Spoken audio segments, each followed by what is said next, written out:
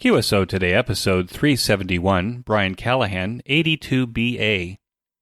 My thanks to ICOM America for sponsoring the QSO Today podcast. Welcome to the QSO Today podcast. I'm Eric Guth, amateur call sign 4 Zulu 1 Uniform Golf, where I demonstrate the diversity and relevance of the amateur radio hobby and its impact on society by interviewing ham radio operators, many of whom played vital roles in shaping our technology through the amateur radio hobby. And while many people might say, ham radio, do people still do that? This podcast demonstrates through in-depth interviews just how amazing, diverse, and dynamic the amateur radio hobby continues to be. Dr. Brian Callahan, AD2BA, has a background in music, anthropology, Japanese video arcade games, and open source software, leading him to amateur radio and his extra class license. As a new and younger ham, as well as a college professor to younger potential hams, AD2BA shares his experience and insight on how we might get them. AD2BA, this is Eric for Z1UG. Are you there, Brian? Hi, Eric. How are you? Greetings from wonderful upstate New York. Well, greetings, Brian. I am great from Israel. I'm sure this is fall, right, in New York as here, so the weather must be beautiful. Yeah, if you live in upstate New York, this is the season to be here. All the trees are turning colors. It's no longer incredibly hot, and we're just not quite yet at the point where we're getting snow, although I fear that is coming. I guess when you're living upstate New York, you can actually smell the snow coming, right? Absolutely. And the snow comes early here, unfortunately, sometimes.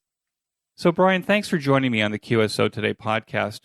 Can we start at the beginning of your story so that we get to know Brian Callahan before he became AD2BA? Sure. So, as you kind of alluded to there, I have a short ham radio journey, I guess one could say. You know, my license has only been active for the last 15 months or so. I got licensed back in July of 2020. And so there's a lot of story there leading up to how I decided to get involved with ham radio. And so I come from a suburban town in New Jersey called Old Bridge, for those of you who know it. If you were to take like a pin and stick it kind of right in the center of the state of New Jersey, you'd come pretty close to hitting the town that I grew up in. I always had a lot of different interests growing up. Mainly they were either technically related or they were musically related. And so on the technical side, I was really interested in free and open source software, free and open source versions of Unix, things like Linux, stuff like that. I was also very interested in getting my hands involved in touching electronics. And so I have one of my hobbies is in arcade collecting. So I'm used to kind of handling raw PCBs. I learned how to solder components through that hobby that I have. And then musically, I was on a trajectory that I thought would end me up in a career in classical music. I had spent probably since I was 10, 11 years old, taking professional lessons. I was actually going to 2 different high schools when I was a senior in high school. So I had, what you might consider the normal everyday high school Monday through Friday. And then on the weekends, I was traveling into New York City to attend Manhattan School of Music. So that was another school on top of all the other school that I was doing. And so I've always been interested in sound, music, audio. I've always been interested in the technical side of life and the world, always been interested in computers and electronics. Learned to code at some point while I was in high school so that I could add additional features to a video game that I was playing at the time. And by the time I got to college, I had realized that my interests are broad to the point where I could pursue just music, but I also wanted to pursue other things as well. It just so happened where I did my undergrad at Carnegie Mellon out in Pittsburgh, they had a program for people who wanted to combine some major in the arts with some major was kind of like insert whatever the other major that you wanted was. So I took music with me. And I'd also begun to get very interested in the study of people, anthropology. And so I ended up dual majoring in both music performance and anthropology, which you might think, what in the world is someone going to do when they leave college with that kind of dual degree? So I thought for a while, if I didn't get into the music industry, I could always fall back to being an academic in what we might call musicology or ethnomusicology, right? The history and cultural history of music, both here in the US and throughout the world. And so I ended up applying and getting accepted and attending an anthropology master's program out in Monmouth University, also in New Jersey, not too far from where I grew up. Through that, I had realized that there is a such thing as the anthropology of technical people. I just didn't know there was a term for it at the time, or even, as I now know, a whole discipline about it. And so after I finished that master's degree, I learned about Rensselaer Polytechnic Institute, which is where I'm actually now at as a professor. But at the time, it was to go there to pursue my PhD in a discipline called Science and Technology Studies, which tells you kind of a whole lot about what I might study and maybe not so much about how I actually go about studying it. And I ended up doing a project where I studied a collection of transgender computer hackers to understand how they move about large technical spaces. And all throughout that time, I was always in contact with people who were part of amateur radio, even though I myself at the time was not yet part of amateur radio. So I knew about it. I had a roommate in college who, I'm going to blank on his call sign. Brian, before we go there, you've given me this giant package to unpack, okay? That's okay. But I have my interests, and hopefully I can steer the listeners also. So let's go back a second. You said that you do arcade collecting. Let's talk about that. What is that? So for those of us who maybe grew up in the 80s and 90s and early 2000s, kind of before and then slightly during the rise of home video game playing, you actually had to go to a location, an arcade, if you will, to actually play video games. And what people don't necessarily realize is that these machines were really custom electronics and custom computers, all the way back from their history. We tend to think nowadays of like computers that are mostly sort of cookie cutter, like, yes, you can have a different CPU or things like that. But these machines, these arcade machines, were almost entirely custom at the time. And so I ended up getting an interest in collecting specifically a specific genre of game that was mostly popular in Japan, called bullet hell, or danmaku, for those who know. And so you end up buying machines, you end up buying these custom computers that then plug into these machines. And so you have to learn how to repair them because they're really expensive. One single game can run you several $1,000s. And so that's an investment that you want to make sure that you keep up and running, almost at all costs. We're talking a game that's in a painted box that has buttons on the outside. When I was a kid, we had electromechanical arcade games, right? Yep. But you're talking about what we see in the movies from the 80s and 90s where the kids go into the big arcades. That's what you're talking about. But your game, did you see it in America? No, I saw them on a trip to Tokyo, actually, and fell in love with them, and then decided that I should bring a whole bunch of them back with me. And so I did, much to my wallet's disappointment. And you shipped them in a container? Yeah, so they come in different parts. So the machine you have to ship kind of by boat, but the actual games themselves, they kind of look like the PCBs that we might be used to as ham radio operators. And so you can transport them oftentimes like you would any PCB that you might be working on, in your own ham lab. So essentially you could actually still bring it back, plug it into your monitor and buttons and joysticks, and enjoy the game while the rest of the machine was being shipped to you. Yes, exactly. So did you end up keeping the whole arcade, or did you become an expert in this line of arcade collecting and then became a trader of these machines? So I end up keeping what I buy. Not that I don't find trading to be fun, but I only tend to buy the games that I have a deep personal interest in. And so once I have them, it's kind of difficult for me sometimes to let them go, so to speak. Now, you mentioned earlier that you developed an interest in free software. That I get. Open source software, well, that's an interesting idea. And that led you to Linux and Unix. How did that evolve for you?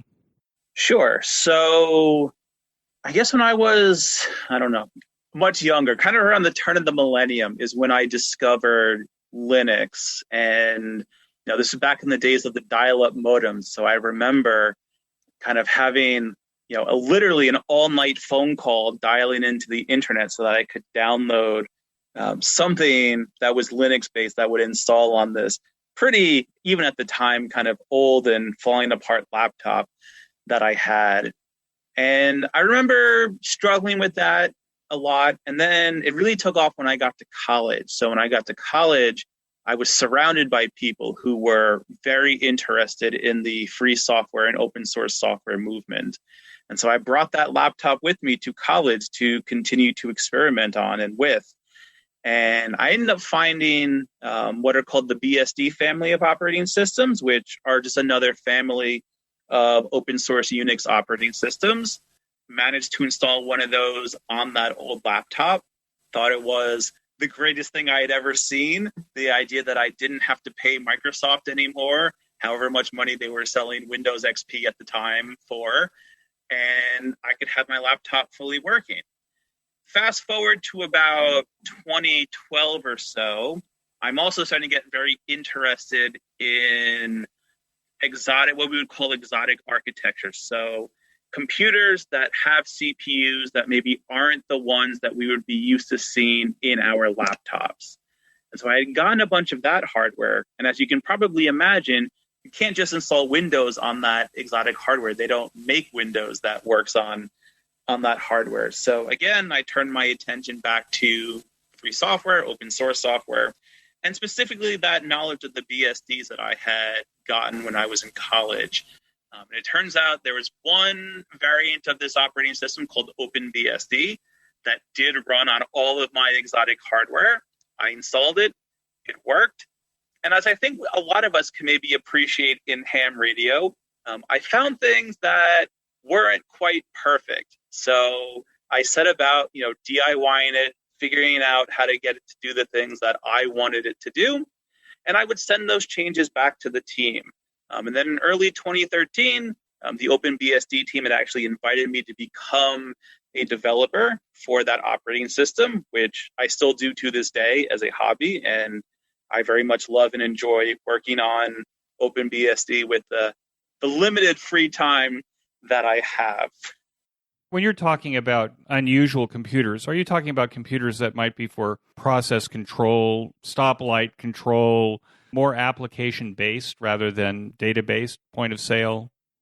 So these were actually computers that were trying to compete with Intel for the general population kind of workspace. So a lot of machines, particularly in the 90s, a lot of workstations were built for people who were, let's say, in the film industry or some other sort of kind of narrowly focused industry that were far more powerful than the machines that kind of we were able to get our hands on as consumers. And those machines still are out there in the wild. And so because those machines are out there in the wild and they're getting older, people are replacing them with, what we might consider to be just, general purpose laptops, desktops, and even, mobile devices these days. So there's a market out there for people who want these things. You might be talking like silicon graphics workstations, things like that. Yes, actually, I am looking at my SGI O2 as I talk to you right now. Those are exactly the kind of machines I'm thinking about. That were used for animating films and cutting film, things like that. We talk about film, but it's kind of like saying I tape recorded your call. Nobody has a tape recorder anymore, but it's still kind of like the generic name. Well, that's very cool. And certainly, I myself have become a Linux user, although the truth be told, I had to bring up a Windows machine here today just to be able to program a ham radio device, but I think that's amazing. Now, what did you like about OpenBSD, say, versus Fedora or one of the other regular Linux distributions? Yeah, so it wasn't anything other than that old laptop I had with me that I brought with me to college to try out. At the time, this was about 2005 or so, there was no Linux distro that I could find that could make all the hardware on that machine work. And it just so happened, I guess one day I was probably Googling for something like free operating system, but not Linux. And this thing called FreeBSD that I had never heard of before had popped up. So I figured, what's the harm? I'll give it a try. We'll see if it works. And it turns out that FreeBSD at the time could support all the hardware on that machine. And so I was just kind of a creature of habit where I was already in this community. And so this is the one that I thought of when I came back to it in 2012 to kind of begin a more constant relationship with open source software. And now this message from ICOM America. Contest remotely or from the comfort of your home. You heard that right. The 4 ICOM rigs that I will discuss in this message can be remotely controlled using the optional RSBA1 software. And these days, given the high electronic noise and HOA restrictions, you might want to remotely operate your ICOM rig in a mountain cabin or rural parcel from anywhere in the world over the Internet. Now you can. ICOM has the perfect base station ready for remote control action. The ICOM IC7851, IC9700, IC7610, and the IC7300 SDR transceivers are top of the line and are the first choice for contesters, DXers across the globe. The ICOM IC7851 is HF excellence unparalleled and gives you a new window into the RF world. With faster processors, high input gain, high display resolution, and a cleaner signal, it is truly the pinnacle of HF transceiver perfection. Features include dual receivers, digital IF filters, memory keyer, digital voice recorder, a high-resolution Spectrum waterfall display, enhanced PC connectivity with both USB and Ethernet connectivity, SD memory card slot. Create your own band opening with the ICOM IC9700. This transceiver brings direct sampling to the UHF-VHF weak signal world. This all-mode transceiver is loaded with innovative features that are sure to keep you busy: faster processors, higher input gain, higher display resolution, and a cleaner signal. It has a 4.3-inch touchscreen color TFT LCD, real-time high-speed spectrum scope, and waterfall display. Smooth satellite operation with 99 satellite channels, dual watch operation, full duplex operation in satellite mode. The ICOM IC7610 is the SDR every ham wants. This high-performance SDR can pick out the faintest of signals even in the presence of stronger adjacent signals. The ICOM IC7610 is a direct sampling software-defined radio that will change the world's definition of an SDR transceiver. RF direct sampling system, 110 dB RMDR, independent dual receiver, dual digicell. Both the ICOM IC9700 and the IC7610 have Ethernet connections on their back panels to allow direct connection to your router without a server PC for remote control using the RSBA1 software. The ICOM IC7300 changed the way that entry-level HF is designed. This high-performance innovative HF transceiver with its compact design will far exceed your expectations. RF direct sampling, 15 discrete bandpass filters, large 4.3-inch color touchscreen, real-time spectrum scope, SD memory card slot. Remote control can be made using a small computer or Raspberry Pi using the RSBA1 remote control software. This is amazing. So even if you live in an HOA or in the center of the city, where ham radio operation may not be ideal, ICOM has a remote base station solution with just the right rig to fit your requirements and budget. Please, when you visit your favorite dealer to purchase your ICOM rig, be sure to tell that dealer that you heard about it here on QSO Today. And now, back to our QSO. So the audience will indulge me for just a second. Would a user feel a difference between OpenBSD or FreeBSD and one of the regular Linux platforms? Probably not. So they do both have the same common heritage of Unix. BSD is actually far older than Linux. So BSD actually can trace its source code history all the way back to Bell Labs in 1969 from the very first Unix machine ever built. And so it was actually the Unix developed in the 70s and 80s at Cal Berkeley, which is the time it was just known as BSD. And it was kind of the Unix of the 80s. And then as the 90s rolled around and Linux came about and there was more of a movement for free software and open source software, the BSDs were able to release their source code also as open source, and then another community formed around it. But if you know Unix through way of Linux, then any of the BSDs would be really quite comfortable for you and you wouldn't probably notice much of a difference. When you were talking about the anthropology of technical types, obviously the first thing we think of as older people are curmudgeons. Did you find in your study of technical types in an anthropological form that we mostly are curmudgeons, or did you find kind of a wide variety of people in the technology area? Yeah, I think curmudgeonly might be an adjective best used elsewhere, not really to describe all technical people.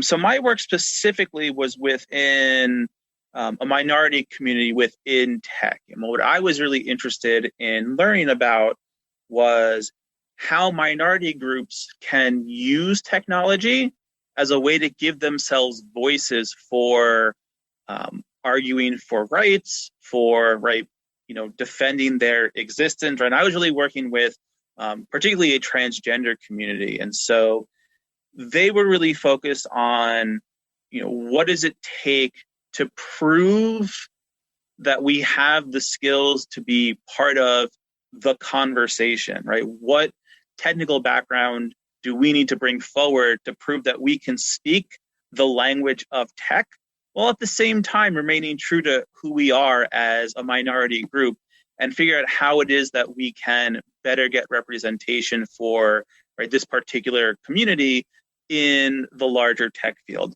And I wouldn't say that there were many curmudgeons, either within the group that I was specifically working with or in the groups that they would then work with. One of the things that I've been really fortunate with, I think, is just how open all the people that I've worked with in tech happen to be. Now, that's not to say that I haven't run into a couple of curmudgeons over time, but on the whole, I think people are actually surprisingly more open and interested and willing to learn and see and touch and interact with kind of all the newer stuff that appears seemingly every day in the tech world. By the very nature of open source, you kind of have maybe stumbled into a community that happens to be open and sharing, right? That's kind of the nature of doing any kind of open source project. You want to share it because you're interested in the team effort, would you say? Yes, absolutely. I think that's a perfect summation. It's funny. We're supposed to be talking about amateur radio. I'm always begging forgiveness of my community, but I'm going to do it again here. I want to go off on this tangent for just a second, just to clarify something. It seems to me that just by the nature of being a computer hacker, being a transgender computer hacker would imply a certain amount of anonymity because you don't really know who the hackers are, right? It seems like they're already in a level playing field. Is that the case if you're a hacker? Yeah, so this is an interesting question that had come up time and time again in my research with them. This idea that, that famous New Yorker cartoon, behind the screen, nobody knows that you're a dog, that type of thing. And that if only you could produce, the best work, then, that work will naturally rise to the top. And it turns out it's actually a lot more complicated and complex than that. People forget, although computer hackers do a lot of work behind the computer screen, they do not do all of their work behind the computer screen. And oftentimes people get together right? Just as ham radio has conferences, right? Just how, you run the QSO Today conferences, there are hundreds and if not thousands of conferences every year for tech stuff and hacker related stuff. And so these people do see each other all the time. And in a lot of ways, kind of all the messy politics, both good and bad, still appears because, right, it is not totally just behind the screen. There is a pretty significant, not just human element, but actually in-person element to all the work that we do as well. Certainly the lessons from your work could probably be applied to the ham radio community. As individuals, we probably come from every walk of life and every political persuasion. And yet our common love of amateur radio seems to be that glue that bonds us together. And we just don't go into those areas where we might have differences. And I think this is very important in terms of creating a strong amateur radio community in a period of time when things are so divisive over everything else. So perhaps computer hacking is the same kind of area in terms of being able to have a community that maybe looks the other way on the other issues that divide people. Yeah, that is, I think that is one of the many lessons that we can draw from that kind of work. And I have to say too, I have, at least in my short amateur radio career, have experienced that kind of with all the other amateur operators that I have encountered. Everyone really puts the hobby kind of first and foremost and center in all the interactions that I've had with them. And I think that's done a really good job at both introducing and welcoming me into the hobby, as well as giving me ideas for how I can help bring in other people into the hobby as well going forward. Okay, so I think we've unpacked that pretty well. Let's now step into your amateur radio life, which has just started. But what was the catalyst that pushed you into the hobby? Yeah, sure. Like I was mentioning before, right, I've always kind of been in contact and around amateur radio people. And then, as is true, I'm sure, for all of us, the pandemic happened and I was at home, kind of not enjoying a summer to its fullest, right, because of all the lockdown restrictions that we had. And I was thinking a lot about how and what I could bring back to the university with me that could get students interested and involved in research, or get students interested in other aspects of IT that maybe we don't get to have in just the classroom. And it kind of dawned on me that I'd always known about amateur radio, so why don't I just do it? So in the middle of July in 2020, I said, all right, I'm going to sit down, I'm going to study for the exam, I'm going to take the exam, and I'll be off. And if I truly, truly hated amateur radio, then I'd only be out the $15 that it cost for the exam. But I had a sneaking suspicion that I would probably enjoy the hobby quite a bit. And in fact, I did. And, once I had that technician license in hand at the end of July, I said to myself, well, it's only another 2 exams to go and get my extra. So I immediately signed up for a general exam as soon as I finished my tech exam, took the general exam, passed it, and the same thing, I just immediately signed up for an extra exam. So within a month of getting first license, I already had my extra class ticket. And then, right, has come the hard work of figuring out, okay, now how do I bring this hobby and kind of all of its many, many different facets back to the university and back to my students? And I think I'm still working on that. Yeah, so before we go there, Brian, let me ask a question. You're a newbie to the hobby. You've approached our community. How did you approach the amateur radio community? Did you find a club? Did you go online? How did you approach someone to be able to give you the test? Yeah, so at the time, the Ham Study website, they had an announcement on their front page that said, we will now accept online exams, or I guess the FCC is now accepting online exams. You had to they had this whole calendar app on their page, and you had to find a date, and you clicked on a date, and it kind of gave you a list of all of the exams that were willing to be offered, right, by all the different VE teams. And so you had to click on one that matched the time that worked for you. And then they had a certain number of slots, right? It was, I think, the ones that I signed up for. And I did mine out of Columbia University.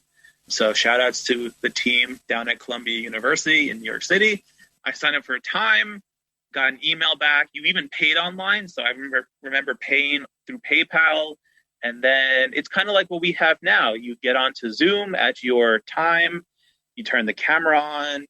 The VEs would look at you. You would look at them. The VEs would make you show the room that you were in to make sure that you didn't have any contraband for the exam while you were taking it.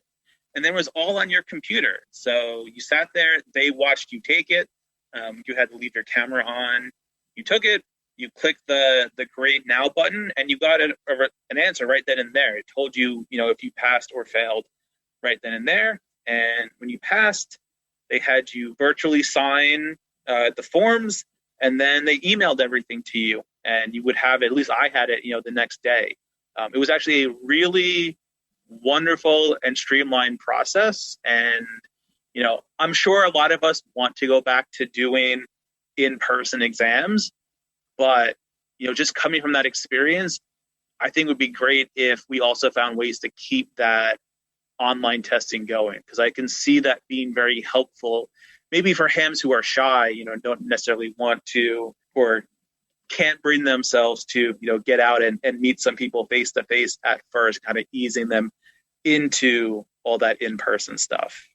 I want to take a minute to tell you about my favorite podcast, the Ham Radio Workbench podcast, with George, KJ6VU, and now joined by Rod, VA3ON, Mike, VA3MW, Mark, N6MTS, and Vince, VE6LK.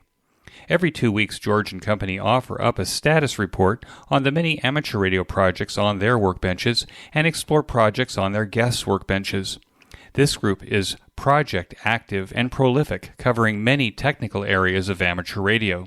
So the next time you want a deep dive into ham radio electronic project building, or to learn about technology, tools, test equipment, construction techniques, and the rest, listen to the Ham Radio Workbench podcast, available on every podcast player and channel. Use the link in this week's show notes page to get to the Ham Radio Workbench podcast directly.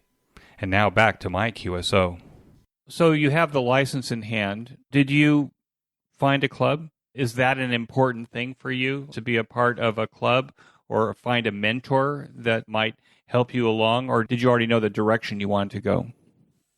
Yeah, so I ended up finding a lot of clubs. One of the nice things about upstate New York is there are a lot of clubs, and there's also a lot of repeaters up here, both repeaters for clubs and just independent repeaters as well. So I'm actually a member of two different clubs. So there is TARA, the Troy, New York Amateur Radio Club, and there's also EGARA, which is the East Greenbush Club. East Greenbush is just right next door to Troy, where I live.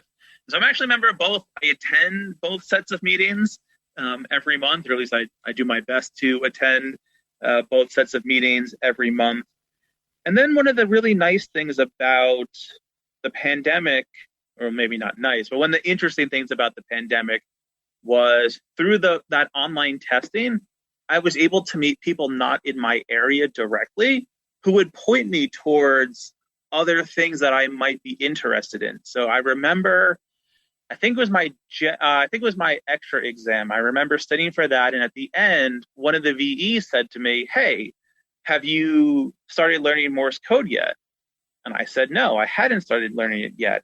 And that VE, and I apologize, but I do not remember who it was, said, "Oh, well, there's this great online group called the Long Island CW Club.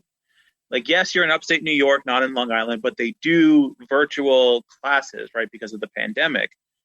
You can go, you can sign up, and you can learn CW that way." And I did. And so I got to a point where I was about like 10 words per minute and kind of let it slide.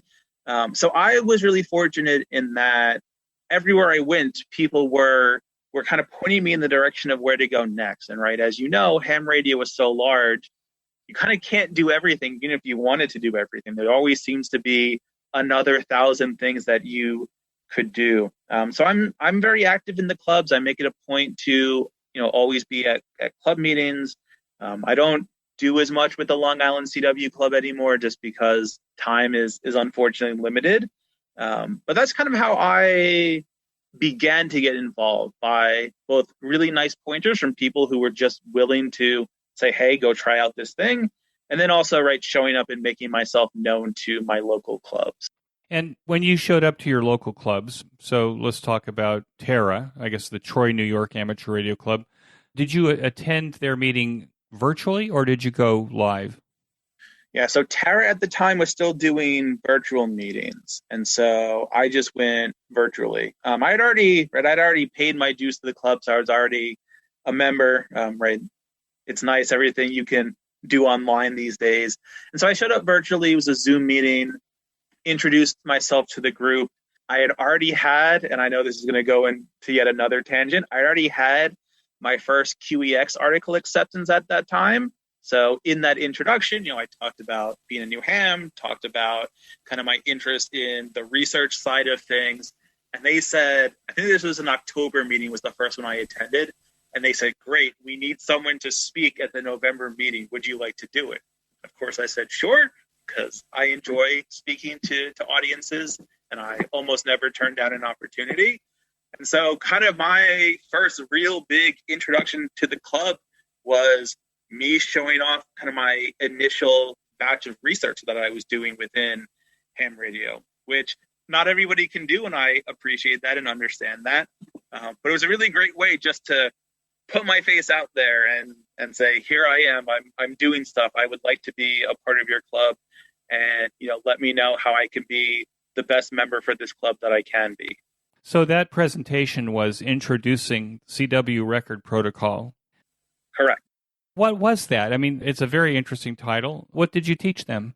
So it was kind of a condensed version of, like I said, my first QEX article, which was one of the things that I had discovered learning CW with the Long Island CW Club was, while yes, I was interested in sending, the regular QSOs that we might have and do over CW, I also brought that background in tech that I have and was thinking to myself, well, what else can I do with all of these, pieces and things that I'm finding around amateur radio?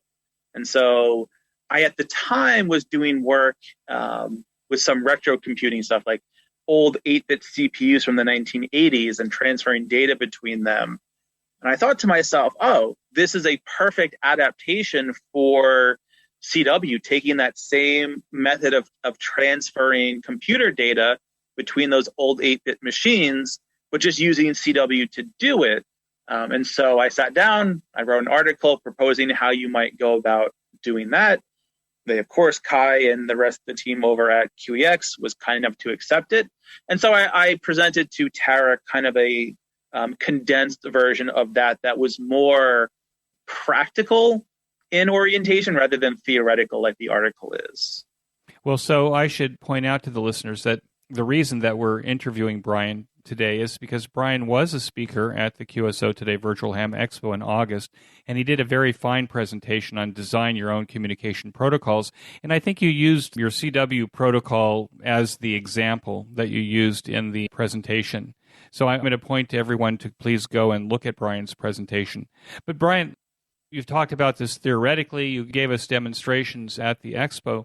Have you actually tried this on the air? Have you tried communicating with another ham using this protocol?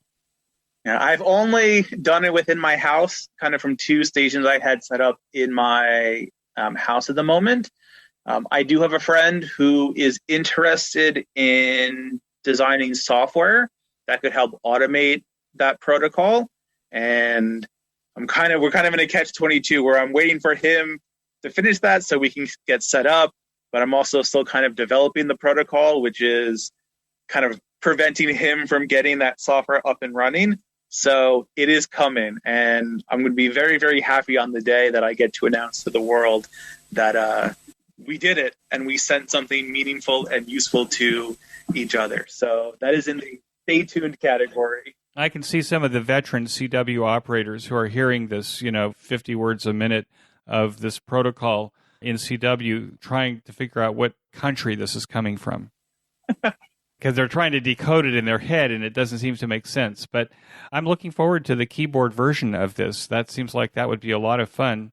And since CW was the first digital mode that we had on the air, this is kind of a 21st century version of this digital mode. Yeah, I hope so. It was actually inspired from a couple of things. So I had met through this work a professor out at Case Western. David, his call sign is, I think it's 88Y. And so he's doing work with students on what's called Coherent Cw, which I'm not an expert in, so I'm sure I'll butcher the explanation a tiny bit, which was supposed to be a data mode for CW, but one that technicians could actually use and get on the air with and do data transfer with. So there is actually at least a little bit of history in data modes using and with CW. What's the current rig? I have a tiny house, not a literal tiny house, but a smallish house, and not as much of a backyard or ability to put up antennas as I would like. So at the moment, I'm just VHF, UHF, right? So I have a handheld, a Baofeng UB5R. And then I also have a mobile rig that is hooked up to one of those Edfong J-pole antennas. And so I generally use that to get out and chat with people on the repeaters. How much ribbing are you taking from your amateur radio club for you to get another radio and get on the HF? A lot. So it is coming.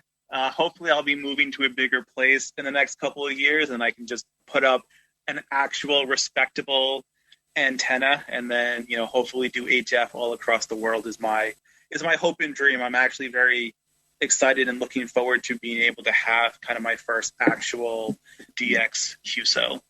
I think you're going to find also that there's so many antenna experts that have so many ways of putting up antennas in a very small, limited environment. I think that you might be surprised. As a ham for almost 50 years, that's me. Many of my generation seem to be at a loss when it comes to attracting younger people to amateur radio. What do you think that we're missing? Yeah, that's a really good question. And so I'll kind of answer that by previewing some future QEX articles that I have in the pipeline. But for me, the thing that always speaks most to me, and I have a similar kind of thought process through like OpenBSD and things like that, is meeting people where they're at and thinking about all the things that are interesting and useful and meaningful to my students, right? Of course, my students are not the be-all, end-all, but right, they represent a healthy, quite international intersection of 18 to 22-year-olds, let's say. And so I've been thinking about ways to meet them where they're at. So what where are they at? Well, we have things like social media. And I actually think we've done, as a hobby, a pretty good job at beginning to rise to the challenge of social media and what that means. There are amazing YouTube channels out there focused on amateur radio, too many to name and shout out. There are kind of other methods that we can use as well. So thinking about how do we leverage Facebook to bring in people, which we do. How do we leverage things like Instagram and TikTok to bring people in? Even LinkedIn, right, which we don't necessarily think is, an exciting or informal social network. I still am a member of amateur radio groups on LinkedIn. And so how do we bring those people in? And so kind of to preview one of my future QEX articles, I was thinking about, well, how do we use SSTV and go beyond just sending images to one another, right? Think about Instagram, think about TikTok. That's how people are sharing their lives today. So how do we kind of leverage amateur radio as both the progenitor and a modern vehicle of all those social media things that people want to do? And so one of my articles coming up is actually how you can embed data into an SSTV transmission in such a way that it doesn't actually increase the size or transmission time for that SSTV transmission. So not only can we send pictures to each other, right? Maybe it's pictures with some sort of tagging information like you might get on Instagram, or right, some other way of sharing, right? Maybe it has a link to an Instagram account where you can also see that picture and maybe comment on it with other amateur radio operators, other people who may not yet be in the hobby, but have come to it through this other interaction and thought, hey, that's really cool. I too want to be able to not only just upload my pictures to Instagram, but also send them to, people I know, up the block who may not be on Instagram, but can receive, right, this image if I send it as a slow scan television transmission, things like that. So that's kind of where I've been doing a lot of my thinking is, figuring out where people are at, and then just being honest and meeting them there, whatever that is. And, even, I am not so old, I don't think, I hope not. But even I am at a generational difference between my students, and it is sometimes difficult to meet them where they're at. I just set up a TikTok for my department, and I have been frustrated with using this social media thing that I am not used to, but I'm going to do it because it's really important to me to meet my students where they're at, and really important to me to meet the next generations of students where they're at. And I think we can do the same for amateur radio. It might have some growing pains, and I'm sure we'll make mistakes along the way, but I have all the faith in the world that we can do it. We will return to our guests in just a moment. A new way to show your support of the QSO Today podcast is to buy me a coffee. I consume gallons of coffee to create this weekly podcast. Invite me for coffee by pushing the yellow button, Buy Me a Coffee, on the QSO Today show notes page. And now back to our QSO Today. Your students, probably maybe the whole generation from 18 into their early 30s, are used to having a high-speed platform to put video and images out there for the world to see almost instantly. What do you think the allure is for doing it over RF? Frankly, at a much slower rate and maybe without the resolution. What do you think the hook is for that generation who might take the technology that they're using every day for granted? Yeah, absolutely. And so I think the first one is it can help them not take it for granted, right? Seeing something come over the airwaves through RF is, not wholly different from, sending things via the internet, right? It just does it more quickly. And also it helps us break down exactly what's happening. Well, you have to break up the image into constituent parts. You have to transmit those constituent parts. You then have to reassemble those constituent parts. So I think there's a good argument to be made of expanding pedagogy through the kind of work that we can do with RF to help slow down things that they take for granted, to help them begin to understand exactly how it is that a transmission gets from point A to point B, even if not in the exact same form it might take for the internet. And then getting them involved and interested in, all right, well, okay, then what's the next step? Can I take these lessons here that I've learned with amateur radio, maybe apply them to amateur radio, but also how do I then now go apply them to all the really big challenges that we're going to have in the 21st century around global communications? So I think that pedagogic pathway is there for us. Now, in your area of study, in your department, where you're working on IT security and stuff, are you doing any work with, say, Wi-Fi or LoRa or, these other wireless data technologies that might be like a kind of a taste of amateur radio because it's wireless, but allow you to kind of get in there deep, get your hands on it? Are you doing any of that stuff? Yeah, unfortunately, I'm not. So my focus in security is elsewhere, but I know I have students who are interested in LoRa and things like that. So I'm sure it's something that I'm going to pick up along the way. And I'm also kind of tangentially involved with the ham sci community. Unfortunately, their meeting times are like right in the middle of a class for me this semester, so I can't actually make the meetings. And so I'm hoping to kind of expand my knowledge, particularly on things like LoRa through them. So then, yes, I will have things to talk to you about in the future about just that topic. Do you think that you have an opportunity, maybe as a new ham, but also as a new ham closer to their generation? Do you think that any of your students may actually become amateur radio operators as a result of their interactions with you? Yeah, so I do have some students who are amateur operators right now, not because of me, they just also happen to be hams themselves. But yes, so RPI, where I'm at, they have a club that celebrated its 100th year anniversary a couple years back. That's W2SZ. They're a little quiet right now, I think, just because of the pandemic and all the stuff going on with that. But they were, at least beforehand, a quite active club and active in contesting and doing all that stuff. So yes, I think the interest in students is there. I think we tend to think, at least I know I'm guilty of tending to think of, students as being there and they have that major, that thing that they are pursuing, but they tend to soak up everything you put in front of them. Going back to OpenBSD just real quick, I cannot tell you how many students have been through my class who will now put OpenBSD on their resumes for job applications because I make them use it in my InfoSec courses. I think people in general, and students are no exception, are drawn to people who are enthusiastic about the thing that they're doing and really demonstrate a passion and a love for the thing that they are doing. And I hope I bring that every day to the university, fingers crossed.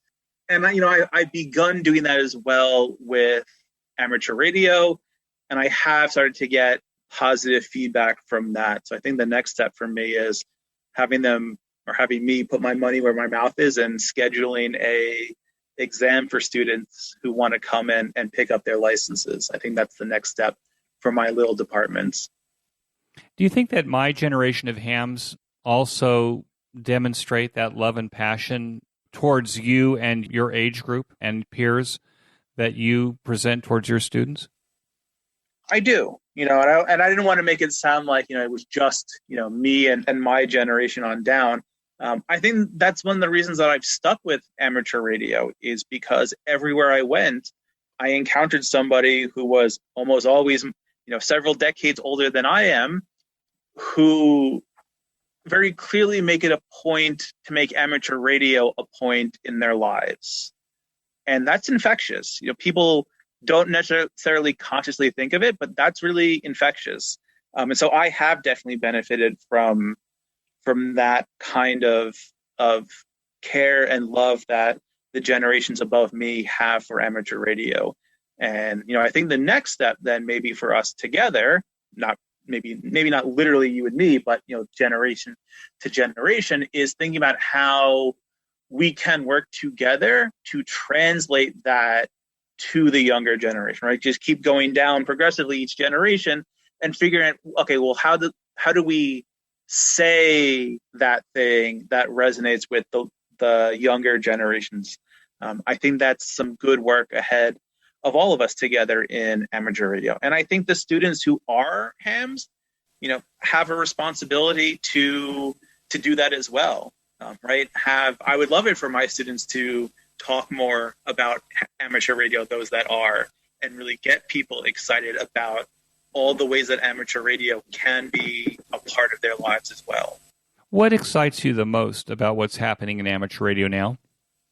Everything. There isn't a thing that doesn't excite me about amateur radio. I think, one of the things that I often say, and it's a little bit of self-deprecating humor, is every time I walk into a room of tech people, whether it be hackers, whether it be amateur radio, you name it, I always come into the room with the thought that I am by far the dumbest person in the room, and my job is just to soak up everything that everyone is talking about and see what makes people excited and getting excited about it too. So, there really isn't anything that I can think of that I'm not excited about. I'm super excited about things like FT8 and seeing where that goes. I kind of see that as the big brother, serious, professional approach to the kind of research work that I'm doing in amateur radio. I'm excited about the contesting season coming up. Fingers crossed I'm going to get involved in it somehow, some way this year. I'm really excited about clubs coming back, having stuff in person. EGARA has been in person for the last couple months, and I've really enjoyed going to the in-person meetings. I'm really excited about how we've managed to take a lot of the in-person expos and make them online like yours. I'm excited about the expos that are back in person, like EGARA's Hamfest, which was just a month or two back. So you name it. If it's something in amateur radio, if it's in the magazines, I've definitely read it. I read all the magazines cover to cover. And I'm just so excited to see kind of what all the different things that I'm not even aware about in amateur radio that I'm going to be learning about because there are so many other ham operators who are interested in them. Oh, that's a great answer. What can I say? Well, I already have my hotel room for Dayton so that people will know how much of an optimist I am that Dayton will be back this year. I've already booked my hotel room and hope to be there myself. So not only do I like virtual, I also like seeing people in the flesh. Me too. There's just something about being able to see in a tangible space other people and bounce ideas off of them, in real time, face to face, that you just can't replicate anywhere else. But you can also see that with virtual, as I'm tooting my own horn here, that the quality and depth that we can do with presentations, you can't do live oftentimes. Yes. There's a nice combination going there, and I'm actually looking forward to, at some point, creating a hybrid event or attending a hybrid event to see how that plays out. I can see the costs of that escalating through the roof on the one hand. On the other hand, it should make a very interesting user experience for people both live and people who are connected over the internet. Yeah, sign me up whenever you have that expo, that hybrid one. Sign me up. Certainly I would. What advice would you give to new or returning hams now that you are out there promoting ham radio? Yeah, so there's kind of a two-pronged attack, I think. I think one is if you're thinking about doing it, even if it's the smallest thought in the furthest back region of your head, just do it. The worst that's going to happen is, you're not going to enjoy it as you once did, and that's okay. Life is interesting in that way. But I suspect for a lot of us, if you're new or returning, if you just try it, you find out that you might just like it a little bit more than you had anticipated. So that's maybe prong one, is to just do it, however and wherever you can.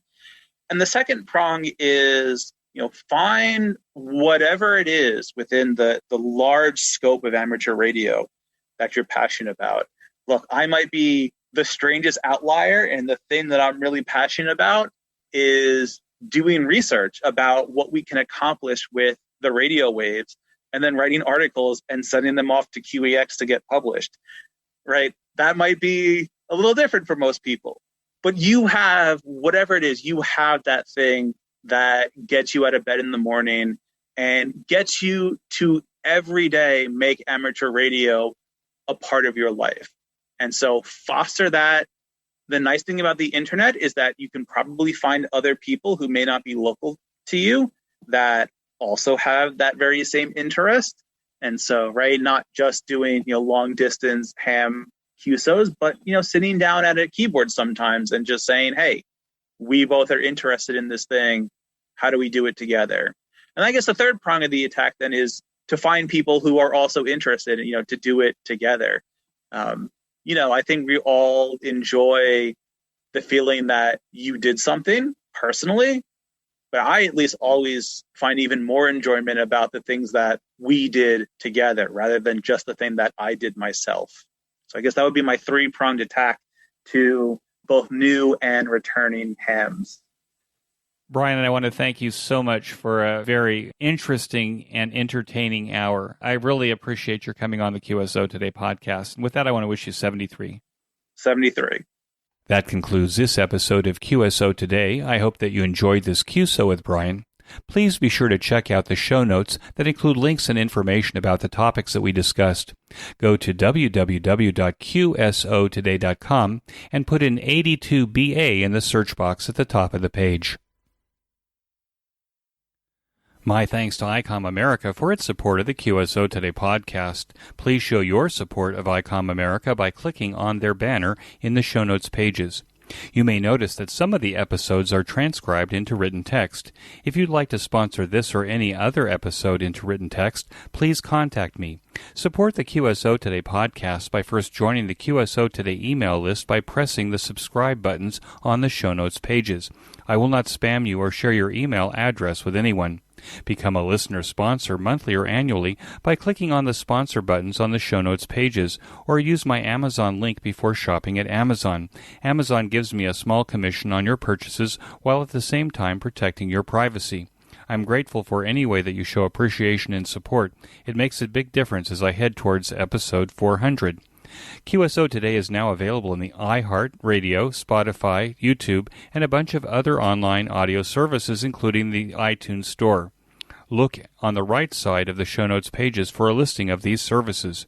You can use the Amazon Echo and say, "Alicia, play the QSO Today podcast from TuneIn." My thanks to Ben Bresky, who edits every single show and allows both this host and my guest to sound brilliant. Thanks, Ben. Until next time, this is Eric, 4Z1UG, 73. The QSO Today podcast is a product of KEG Media Inc., who is solely responsible for its content.